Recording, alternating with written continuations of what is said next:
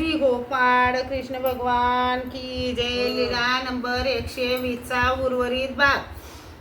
हा बाबा याला का नेता? सर्वज्ञ म्हणाले, बाई मंडळीकू येतीचा आवयू की याचा येतो काही निरोधू असे. नाथोबा थांबले. मग सर्वज्ञ तेथे गेले. तिला दर्शन दिले. तिचा रजोगुण दूर करून निर्गुण सत्व प्रकटिले.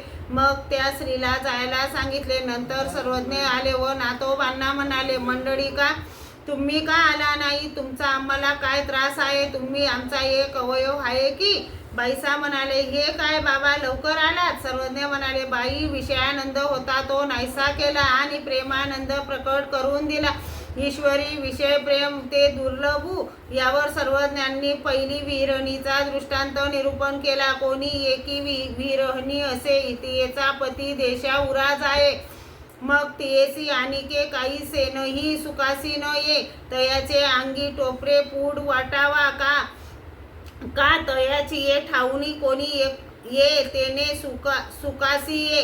तसे ईश्वराच्या वियोग दुःखाने तळमळ करणाऱ्या पुरुषास स्थान प्रसाद भिक्षुक वासनिक यांच्या भेटीने किंवा शास्त्र श्रवणाने सुख समाधान वाटते. तसेच सर्वज्ञांनी दुसऱ्या विहरणीचा दृष्टांत निरूपण केला. कोणी एकीचा पती देशा उरा जाय. रात्री दोघे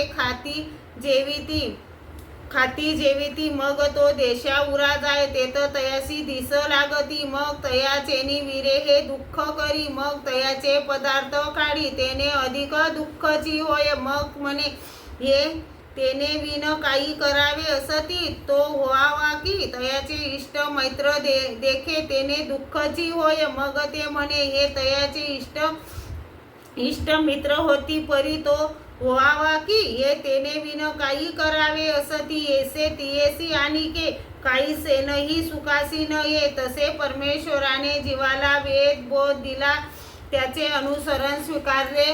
मग परमेश्वराच्या वियोगाने त्याला दुःख होते आणि परमेश्वराचे स्थान प्रसाद भिक्षुक वासनिक पाहतो. ते पाहून अधिकच दुःखी होतो व म्हणतो, हे त्याचे उप साधन आहे.